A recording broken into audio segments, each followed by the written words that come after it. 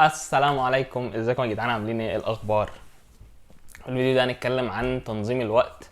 الفيديو ده هيكون بشكل عام لكل الناس، مش لحد معين او مش لفئة معينة من الناس بس. فهنتكلم عن تنظيم الوقت في المذاكرة. تنظيم الوقت في المذاكرة، ازاي اليوم الدراسي بتاعي بذاكر فيه، يعني ازاي بقسم المذاكره بتاعتي على اليوم الدراسي، او ازاي كنت بذاكر. تمام، مش هقول دلوقتي يعني مش ازاي بذاكر حاليا. ليه؟ لان انا هتكلم عن سنه معينه من السنين بتاعتي الدراسيه اللي انا عديت بيها، وهي سنه ثالثه ثانوي. تمام، ليه؟ طيب اشمعنى السنه دي؟ لان دي اكتر سنه حرفيا انا ذاكرت فيها، دي اكتر سنه انا عملت فيها انجاز، اكتر سنه انا ذاكرت فيها.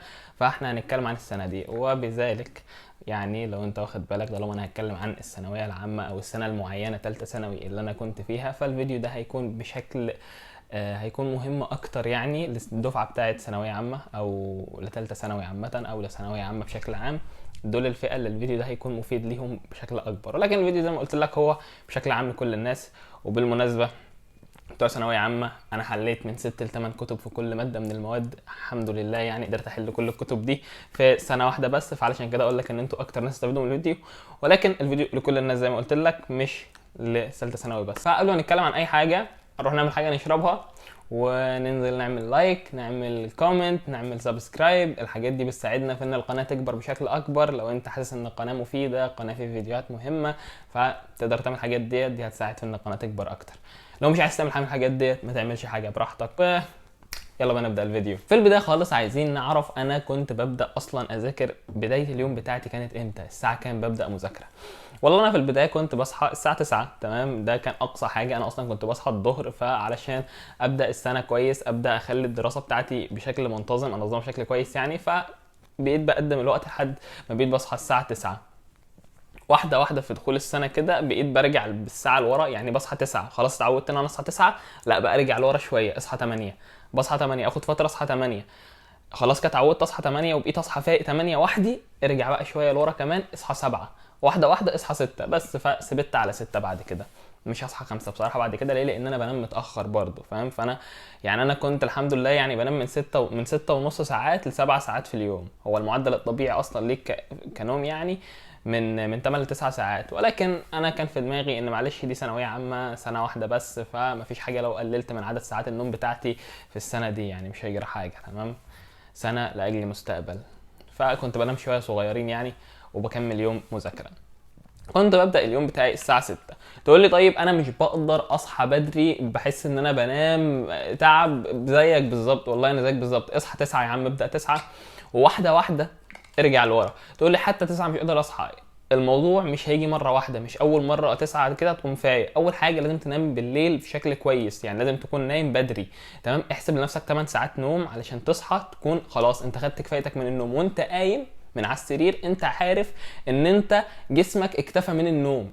تمام، انت حاسس ان انت عايز تنام، ولكن انت في دماغك عارفه ان جسمك اكتفى من النوم. يعني لو قمت واكلت واتحركت وصليت، هتلاقي ان جسمك شغال كويس جدا، مفيش اي مشاكل، مش هتحس باي تقصير. تمام، ليه؟ لان انت عارف ان جسمك خد كفايته من النوم.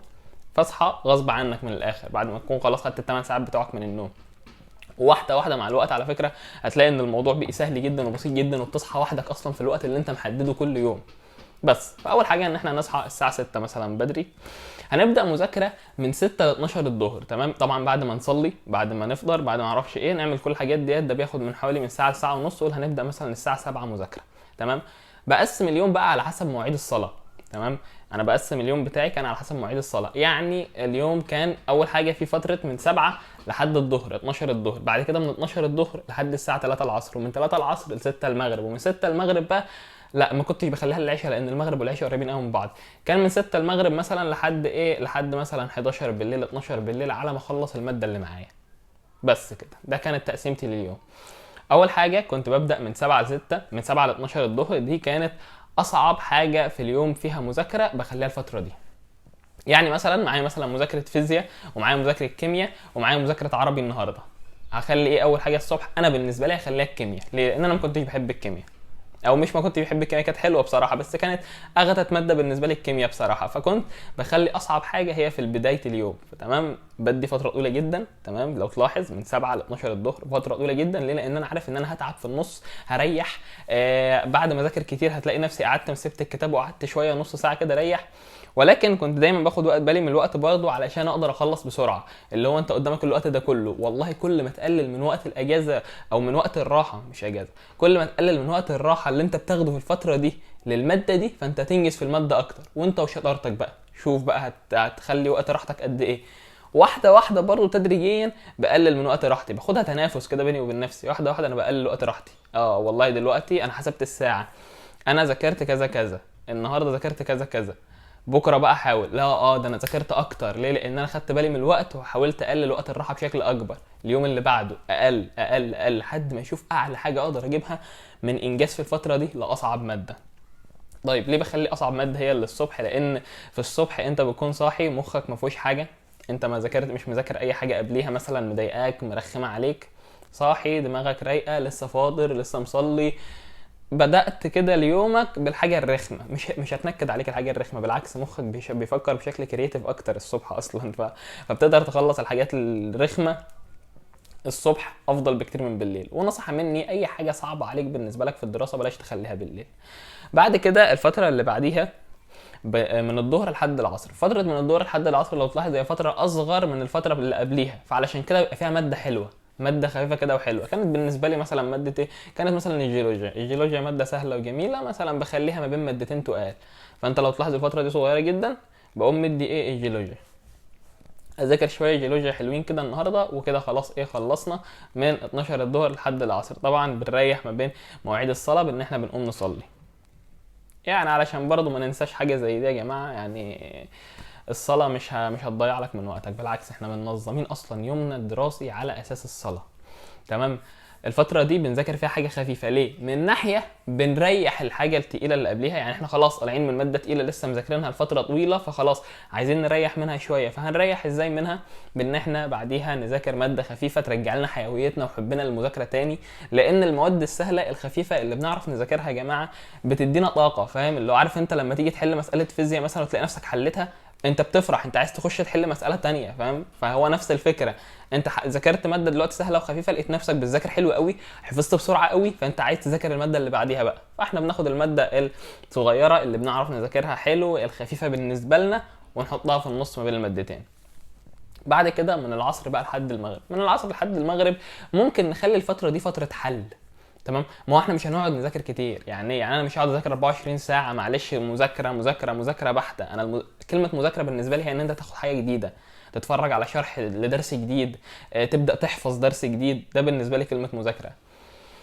اما الحل فهو بالنسبه لي راحه. تمام. فانا لما بحب اريح كده بين حاجتين بيكون الحل. طبعا زي ما بقول لك، انا مش بقول لك ده بقول لك ان انا شخص نموذجي جامد جدا بعمل كل الحاجات دي وبطير بالليل، لا. انا زي ما قلت لك، انا وجهه نظري ان هي كانت سنه ثانويه عامه بالنسبه لي كانت سنه صعبه، او مش سنه صعبه، كان بالنسبه لي سنه اللي هو ايه، تفكيري اللي هو السنه دي هي هتحدد انت مستقبلا تشتغل ايه. فمش هستخسر فيها اي حاجه من مجهودي، مش هستخسر فيها اي حاجه ممكن تتعبني. ليه؟ لان هي انا متاكد ان هي هتريحني قدام باذن الله لو تعبت في السنه دي. وحاليا انا في الكليه انا مش بذاكر كده عشان اجيب بالك على بلاط، انا مش بذاكر ولا بذاكر حتى ربع الكلام اللي انا بقوله لك ده، لا نص، يعني ممكن ربع. تمام. المهم ان بعد كده الفتره ما بين 3 العصر لحد المغرب، فالفتره دي بنخليها فتره حل. بنحل ايه بقى؟ اي حاجه، حل اي ماده انت عايز تحلها معاك. حل فيزياء، انا بحب احل فيزياء، كنت بحل فيزياء كتير. حل فيزياء، حل كيمياء، حل اي ماده. تمام. المهم ان الوقت ده بيبقى وقت جميل كده، ووقت راحه وغدا وبتاع وما اعرفش ايه، بس في الوقت ده بيكون وقت حل من العصر لحد المغرب.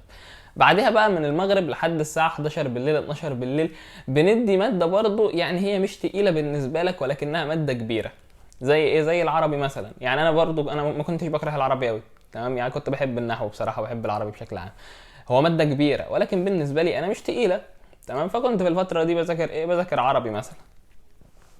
ممكن تذاكر ايه؟ ممكن تذاكر انجليزي. انا بالنسبه الانجليزي برضو بالنسبه لي بعد ما عرفت اذاكره حلو، يعني لان الانجليزي كان بالنسبه لي من بدايه السنه انا واقع في اللغات، تمام، فكنت ضايع في اللغات. فيعني ايه، ما كانتش بالنسبه لي الانجليزي كنت بكرهه بصراحه، بس عملت شويه حاجات يعني كده الحمد لله، يعني قدرت ان انا بعد كده احب الانجليزي جدا جدا جدا. وموضح الكلام ده في فيديو على فكره، الانجليزي قبل ده تقريبا. لو عندك لو كنت بتحبش الانجليزي يعني تقدر ترجع تشوفه. المهم ان الفتره دي كنت ممكن اذاكر فيها انجليزي مثلا. الانجليزي كان بالنسبه لي حفظ كلمات وجرامر. فكنت بديها بقى حفظ كلمات الفتره دي كلها. مثلا اخد الجرامر في الاخر. فكانت الانجليزي بالنسبه لي ماده حلوه برضه، هي تقيله بصراحه بس كانت حلوه تمام، يعني ماده كبيره وكل حاجه ولكن كنت بحبها. فكان مثلا يبقى انجليزي او يبقى عربي. وده كان تنظيم وقتي للمذاكره. بعد كده بقى في الاخر خالص اخر اليوم بختمه ازاي بقى؟ بعد ما اخلص الماده بحل امتحان في اي ماده، يعني كان غالبا بيكون جيولوجيا، كنت بحب احل جيولوجيا. احل امتحان جيولوجيا وخلاص كده انام الساعه 11 12 وابدا اصحى الصبح بدري تاني. كنت باخد وقت قليل من النوم ولكن ده كانت بالنسبه لي ثانويه عامه، سنه مش عايز استخسر فيها حاجه تمام. ولكن انت بشكل عام لا، ما تنامش غير من 8 ل 9 ساعات في اليوم. ما تقللش نومك عن كده، هيتعبك من قدام، هتلاقي عينيك بدات تسود، هتلاقي نفسك مرهق جدا.